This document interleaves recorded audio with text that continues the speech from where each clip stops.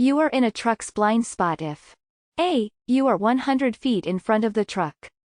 B. You are to the right of the truck. C. You cannot see the truck driver in the truck's mirrors. D. You are to the left of the truck. You are in a truck's blind spot if C. You cannot see the truck driver in the truck's mirrors. Trucks and other large vehicles have larger blind spots than passenger cars and small vehicles. These large blind spots are also referred to as no zones. The no zones exist on each side of the truck, directly in front of it, and behind it. One good way to check whether or not you are driving in a truck's blind spot when you are on the sides or behind it is to look into the truck's side view mirrors. If you are not able to see the truck's mirrors at all or cannot see the driver of the truck in the side mirrors, you are most likely driving in the truck's blind spot. When changing lanes you should A. Speed up. B. Check your mirrors. C. Use your turn signal and check your mirrors. D. Use your turn signal, check your mirrors, and check your blind spots.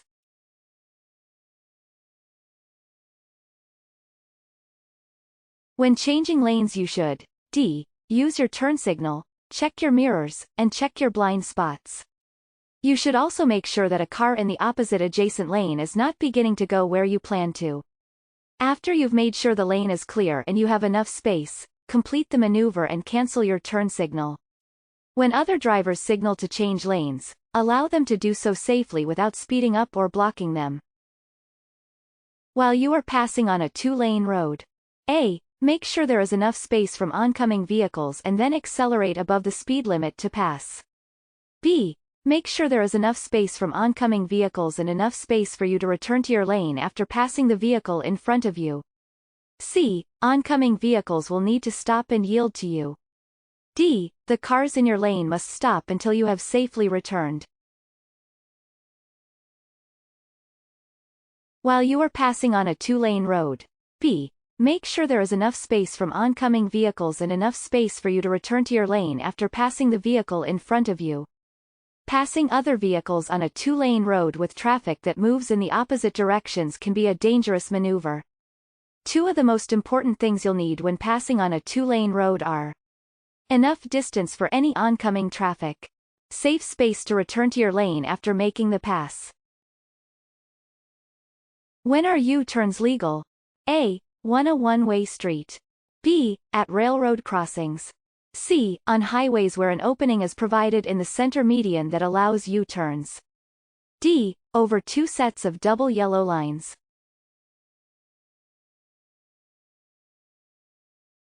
When are U-turns legal? C. On highways where an opening is provided in the center median that allows U-turns. A U-turn is a maneuver that allows you to turn your vehicle around 180 degrees to start driving in the opposite direction as you were headed. Since completing a U-turn places you against oncoming traffic momentarily, it is important to only complete this type of turn where it is legal and safe to do so. What is a no zone? A. The blind spots for large vehicles. B. An area marked with a red X. C. The shared center turn lane. D. The blind spots around standard passenger vehicles. What is a no zone? A. The blind spots for large vehicles. The no zone describes the blind spots around trucks and other larger vehicles. These blind spots cover a larger area than the blind spots of standard passenger cars. Large vehicles have blind spots or no zones to the front, behind, and on each side of the vehicle. If you are driving near a large truck, it is important that you do not linger in the driver's no zone for longer than you need to. Which of the following statements about blind spots is true? A. Large trucks have smaller blind spots than passenger vehicles. B. Large trucks have larger blind spots than passenger vehicles. C. Motorcycles do not have blind spots. D. Checking your mirrors is sufficient for checking your blind spots.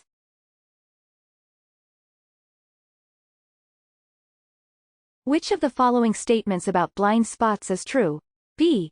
Large trucks have larger blind spots than passenger vehicles. Blind spots describe the areas around your vehicle that you cannot see in your direct field of view or by looking in your side and rear view mirrors. Larger vehicles, like trucks and buses, tend to have much larger blind spots than those of passenger vehicles.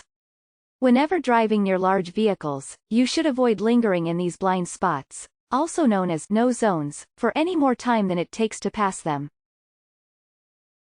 Crossbuck signs indicate A. You are approaching an intersection. B. You are approaching a railroad crossing. C. You must come to a complete stop. D. You must yield to other traffic. Crossbuck signs indicate B. You are approaching a railroad crossing. A crossbuck symbol on a road sign is used to communicate that you are approaching a railroad crossing. These signs are typically a yellow circle with a black X design. You are entering an expressway and are in the acceleration lane. You should speed up to A. Just faster than the speed of traffic on the freeway. B. The posted speed limit on the freeway. C. Just below the speed of traffic on the freeway. D. Match the speed of traffic on the freeway.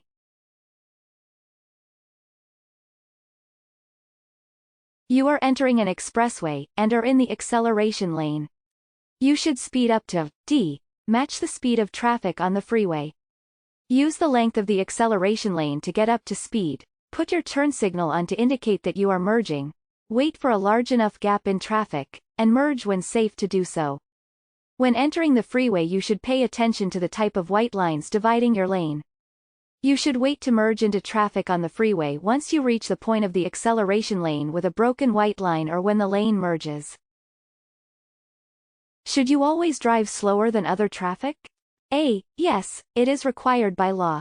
B. Yes, it is always safer to drive slower than other traffic. C. No, doing so will wear out your tires faster. D. No, doing so can disrupt the safe and normal flow of traffic.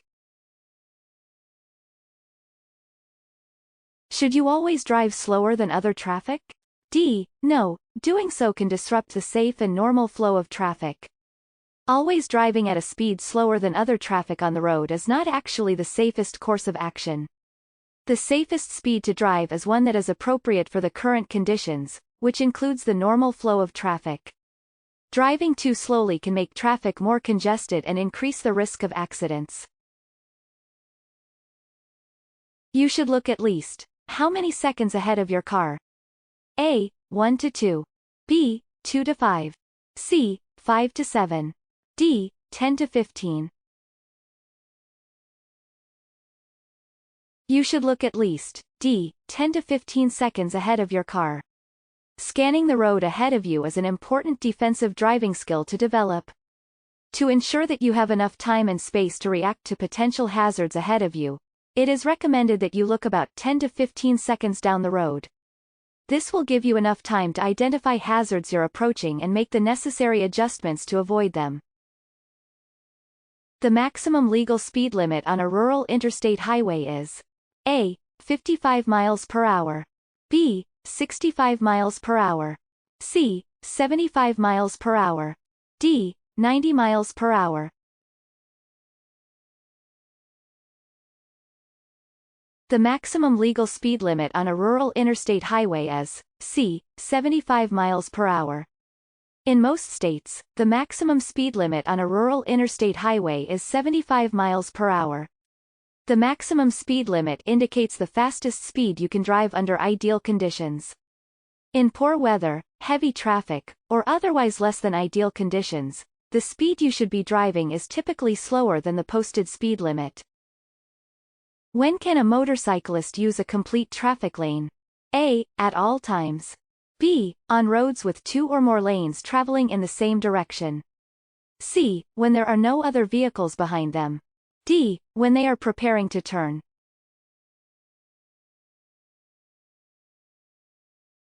When can a motorcyclist use a complete traffic lane? A. At all times. Just like passenger vehicles and trucks, motorcycles are entitled to a full lane of traffic at all times. Never drive beside a motorcyclist in the same lane. Motorcycles need to utilize the full lane of traffic in order to place themselves in the safest lane position based on traffic conditions, weather, and road conditions. If you drive too close to a motorcycle, you will take away its escape routes and space cushion and increase the likelihood of a collision. The most important thing in backing a motor vehicle is A. To back up at 10 miles per hour. B. To keep your hands positioned at 10 o'clock and 2 o'clock on your steering wheel. C. To only use your rearview mirror to look behind you. D. To use your mirrors and turn your head when backing up so you can yield to other vehicles, bicycles, and pedestrians.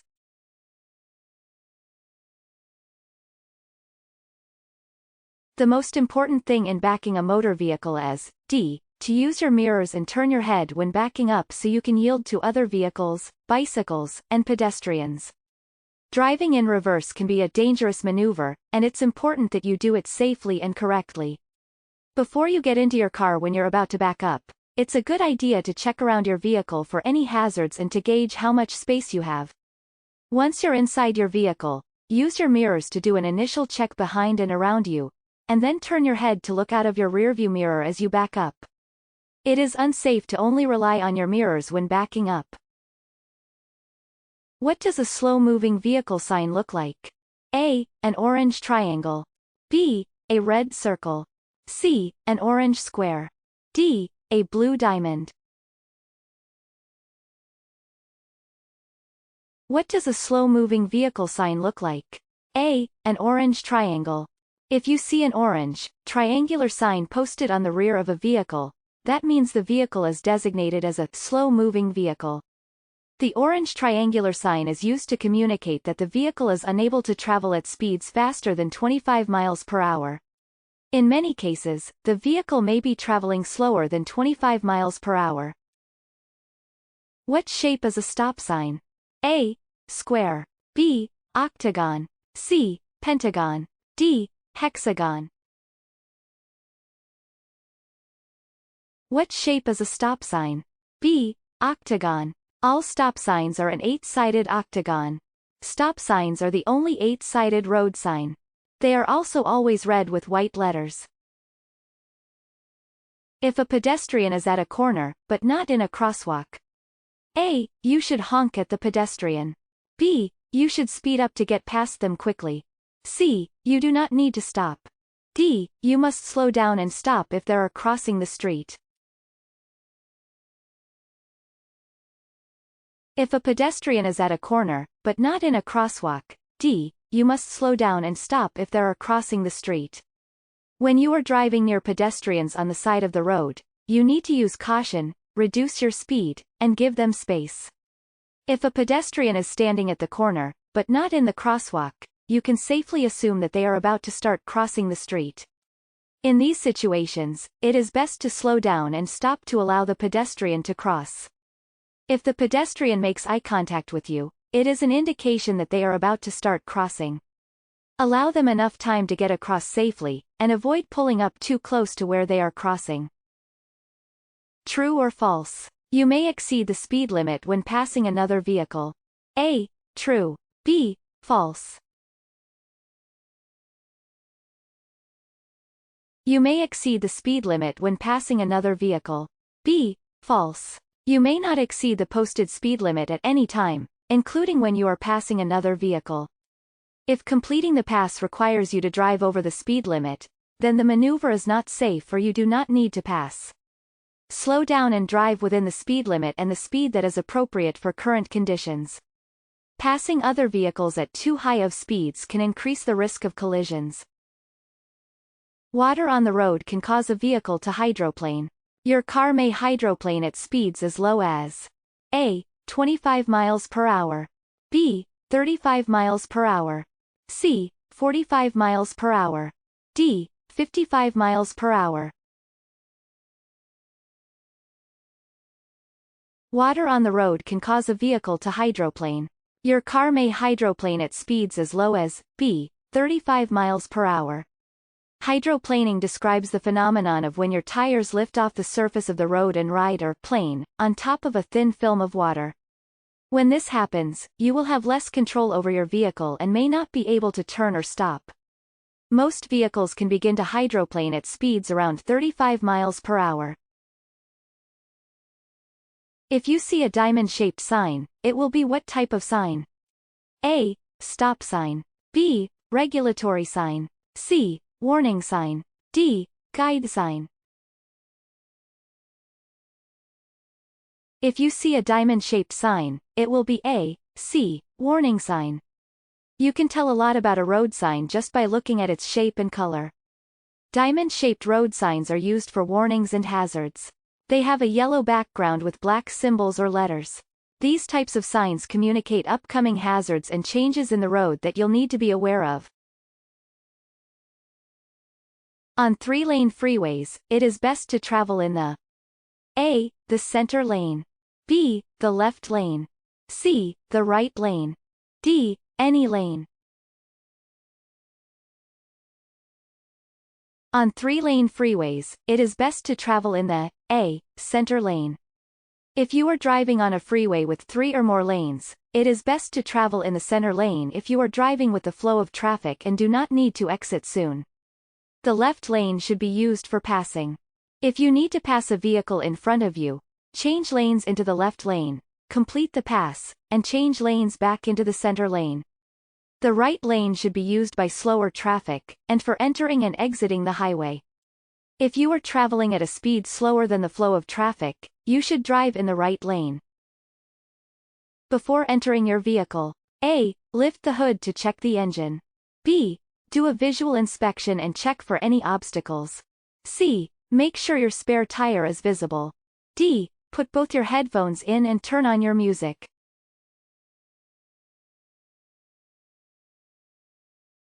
Before entering your vehicle, B. Do a visual inspection and check for any obstacles. Before you get inside a parked car and get ready to drive, it is smart to do a visual inspection around your vehicle. Once you've completed the visual inspection, you can enter the vehicle, adjust your seat and mirrors, and fasten your seatbelt. Be sure to use your mirrors, check your blind spots, and look over your shoulder as you reverse and get on your way. A no parking sign means A. You may not stop there for any reason. B. You may only stop there temporarily to load or unload passengers or packages. C. You can park there on Thursday through Sunday. D. Parking is reserved for large vehicles.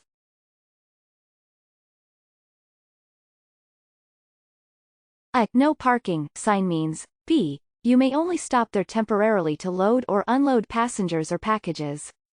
A no parking sign is one of the most common types of these road signs you'll encounter. The meaning of a no parking sign seems obvious, right? You cannot park your car there. While that's certainly true, there's a little more to it. A no parking signs means you cannot park and leave your car there for any period of time. You can stop your car there to temporarily load or unload passengers or merchandise. What does a double solid white line mean? A. Traffic moves in the same direction and passing or changing lanes over the lines is not permitted. B. Traffic moves in the opposite direction and passing is not permitted. C. Traffic moves in the same direction and passing or changing lanes over the lines is allowed. D. Traffic moves in the opposite direction and passing is allowed.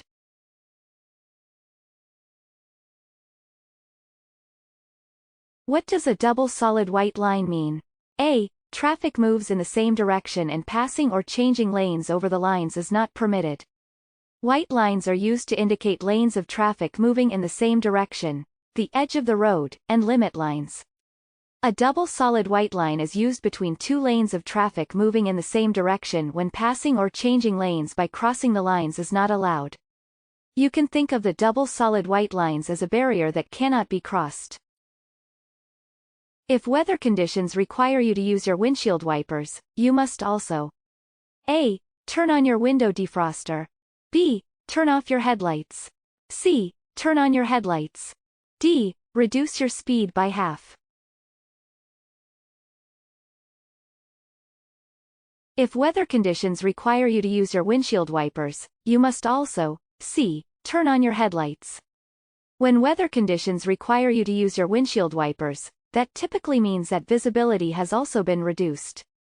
For this reason, many states require that you turn your headlights on whenever you need to drive with your windshield wipers. With a basic Class C driver's license, a person may drive A. A motorcycle. B. A commercial vehicle. C. A two-axle vehicle with a gross vehicle weight rating of 26,000 pounds. Or more. D. A two-axle vehicle with a gross vehicle weight rating of 26,000 pounds. Or less. With a basic Class C driver's license, a person may drive, D. A two-axle vehicle with a gross vehicle weight rating of 26,000 pounds. Or less. A standard Class C driver's license is what is required to operate passenger vehicles on public roads. In most states, the Class C license allows you to operate any two-axle vehicle with a gross vehicle weight rating of 26,000 pounds or less. Great job! Here are some of your next steps to getting your learner's permit or driver's license.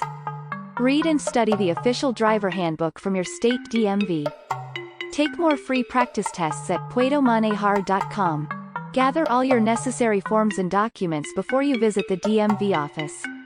Before you know it, you'll be driving in your very own car all by yourself. puedomanejar.com. Free DMV practice tests and much more to help you pass your real exams. Visit us today.